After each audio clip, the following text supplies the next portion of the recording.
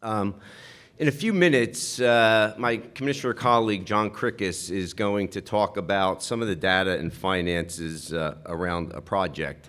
He's going to do that because he's a CPA, and that's what CPAs do. He is the go-to data and numbers guy on our board, and we appreciate that. But I think it's also valuable to think about the human aspect of this and this type of education. So to that end, I'm going to tell you a story, a personal story about a young boy that I know who lost his dad at the age of 11. After his dad's death, he was really adrift and floundering, flunking traditional public school. His mom was at her wit's end, and a family friend suggested that he go to a trade school and learn a trade to get him on track.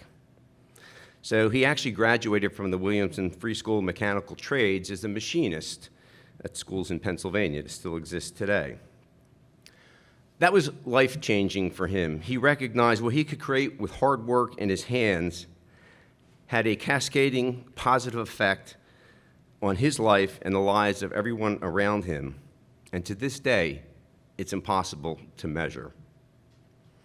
This young man was then drafted into the Army and sent to fight in Korea. The troops were experiencing shortages of equipment, parts, to fix their sidearms and guns.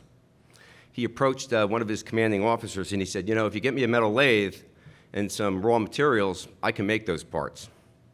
So he spent his military career just behind the front lines, making in a makeshift tent, machine shop, parts for the men that were fighting in the front lines.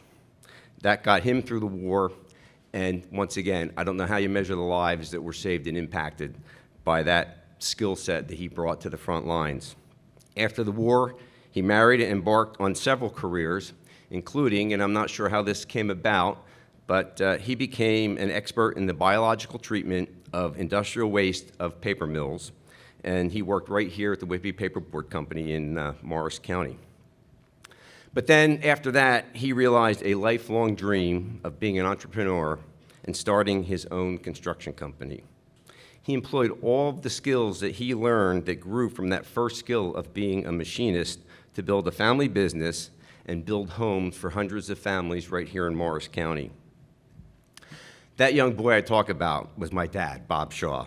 That company is Shaw Built Homes. He had me working in that business at the age of 13. He thought it was so important that I work in every aspect and every trade that it took to build a house, so I knew what you could do with your hands and what it took to build a home.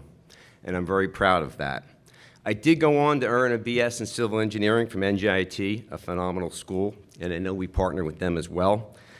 I realized as soon as I set foot on that campus with all of my freshman colleagues that I was light years ahead of them in my engineering training with my hands-on field experience that I had gotten on the job.